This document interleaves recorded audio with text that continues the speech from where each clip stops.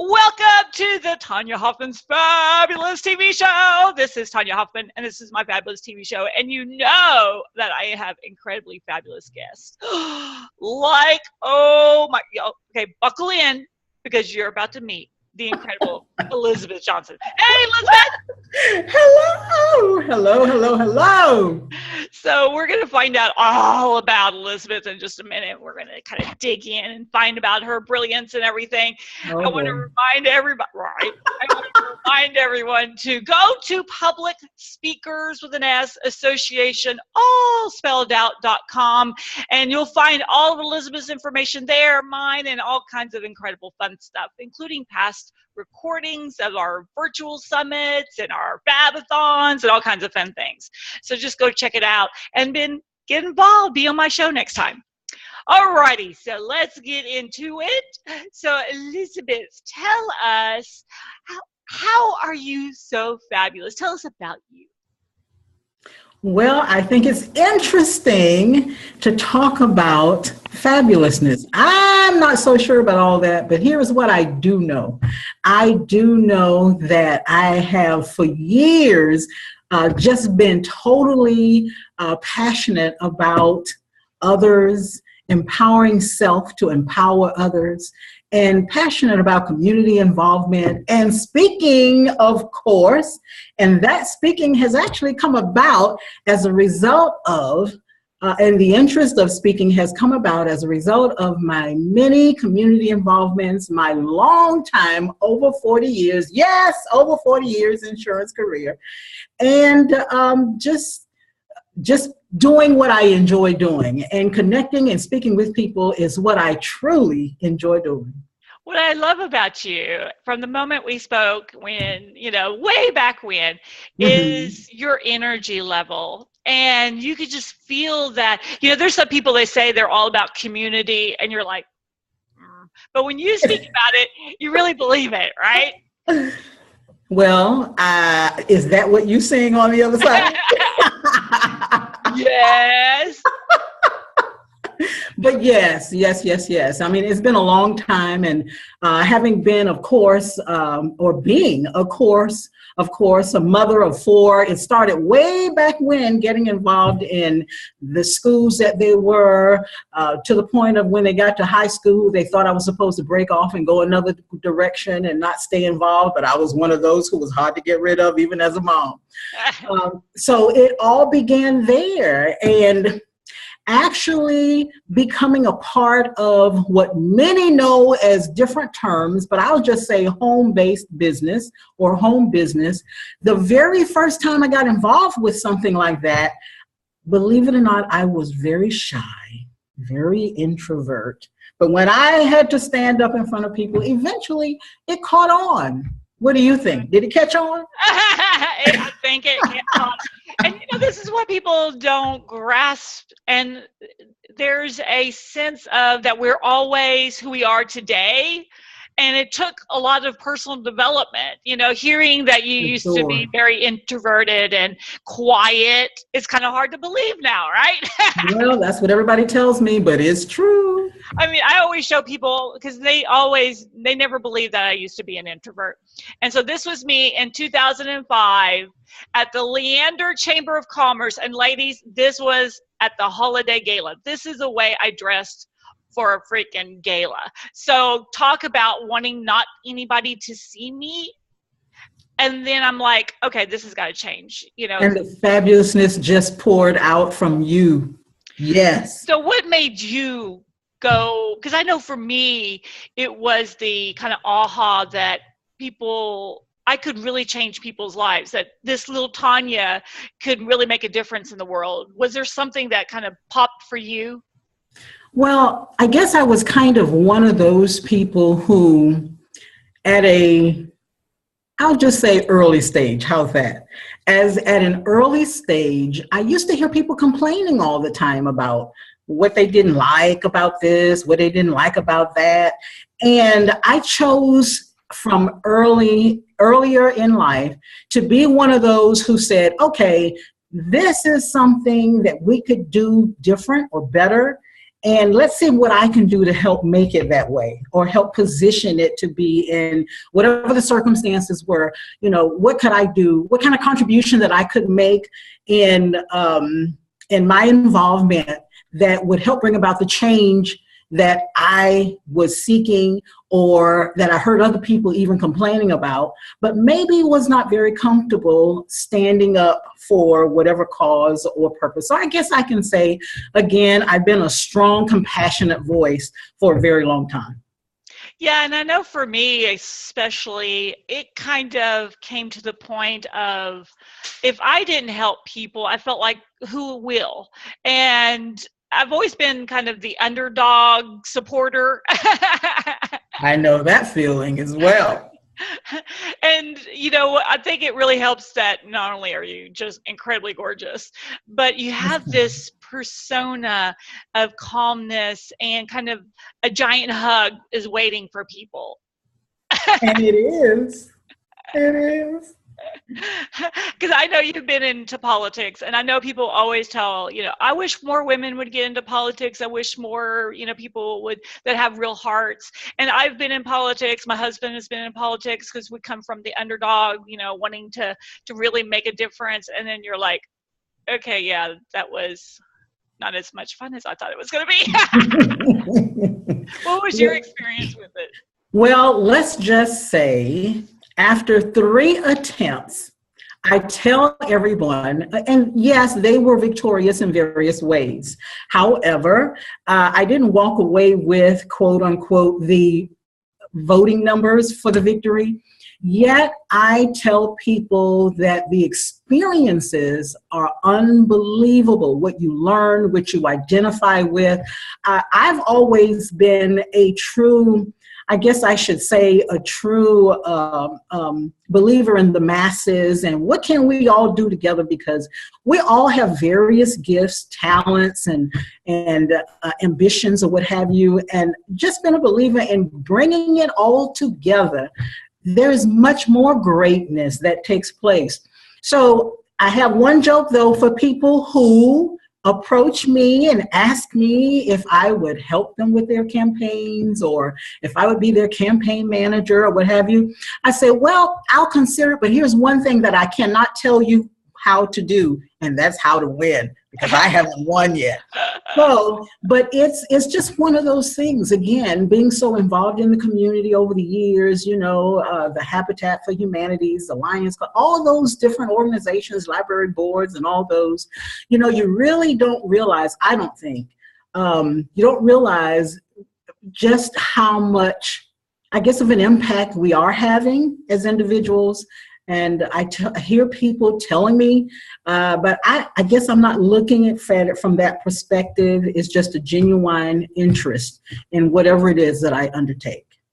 Yeah, I think that's the gist of it, right? Is we want to create impact. And I see there's kind of two camps that people end up on. They're the transactional people. I just want to do business. I just want to do this. I just want to get this. I want to, create that. Everything is just kind of transactional. And then there's people like you and me that is more about community and building relationships and long-term kind of strategies, instead of, I just need to make a buck today type of thing. Well, I learned early on, pardon me, that that's not the way we should do it. I mean, if there's an old saying, well, I won't say it's an old saying, but when we put others first, when our commitment is someone else, then we eventually, whatever it is, if there's a desire for us, then it comes.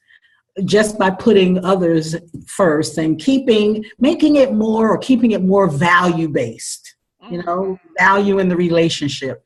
Networking is incredible. I just love it, as you can tell. One little quick story. I was visiting two of my daughters about 1.5 years ago, and we walked into the post office, and they always saying, "Mom, Wherever we go with you, don't say anything to anybody, because they just know I just love people.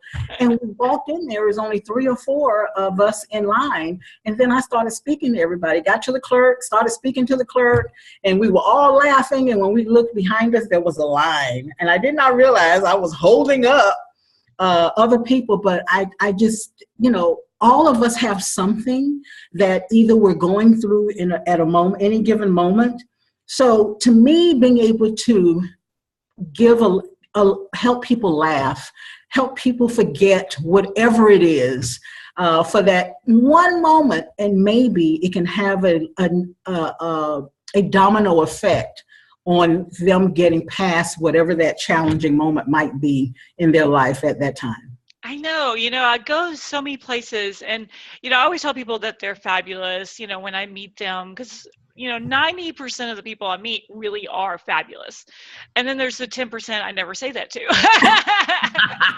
They're fabulous too. It just hasn't surfaced yet. Yeah, it definitely needs to surface quick. They don't realize they're fabulous. How's that? Start breaking that eggshell, people, But yeah, when you really go out with wanting to really help somebody that day, a complete stranger. And I didn't understand it because my mother was that way. She would just talk to people, and people would know her no matter where we were. I don't care where we would go. She met people in Europe that she knew. She met people in, Alaska when she went on a cruise. She met people everywhere. My family's always been like, how does that happen? People remember those who make them feel good. I think that's the base of it, right? Well, I believe so. And I just work actually, maybe I don't work at it. I've done it for so long until it comes natural. Just being one of those people who can bring a smile to someone, who can give smiles, and who can actually embrace people. I don't quite remember. We might be the same size where I am as where you are, Tonya, where you live. Yet when the children come visit, and I have 4 fabulous children, good and grown adult children, when they come visit, they say, Mom, okay, now you really have it bad when you walk in the post office, you walk into the grocery store and the Walmart or wherever we are, and everybody knows you're here. Okay, everybody knows you've arrived. So I don't know whether to take that from how to take that sometimes, but it's all about, for me, it's all about really having that. And I actually want to add another word to it, residual impact in other people's lives. Oh, I like that, residual impact. I know, because, you really don't know how you're affecting people. You just do it anyways. And Friday night, I was at a charity event, and I walked in, and I looked around and went with a girlfriend, and I didn't look at it as, do I know these people? Because it was a completely different group of people that I hang with. And I just was talking to her and laughing, and a lady came running up. She goes, I knew you were here somewhere. I could hear your laugh. I recognized it. I love it. I love it. And, you just be who you are, and just be of giving and of grace.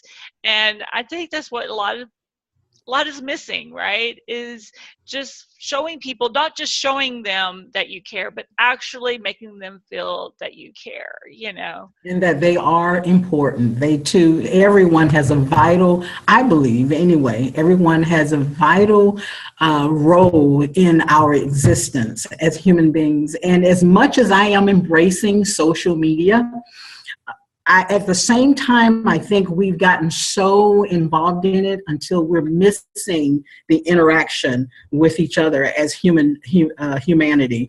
So those are my moments when I'm out and about among people, when that I want to kind of make sure that I'm embracing the interaction with others.